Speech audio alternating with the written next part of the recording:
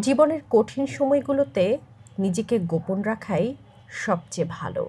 নিজের দুঃখ কষ্ট কাউকে না দেখানোই উত্তম।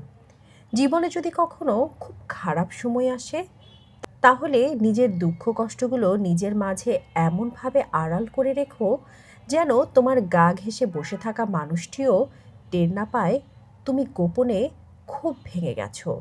খুব পুড়ে ছারখার হয়ে গেছে মনের বন। আকস্মিক ঝড়ে ঝরে গেছে জীবন বৃক্ষের সব কটি সবুজ পাতা। শক্ত হও, নিজেকে নিজে বুঝাও যে এত সামান্য বাতাসে ঝরে যেতে নেই, ভেঙে যেতে নেই অমন হালকা আঘাতে।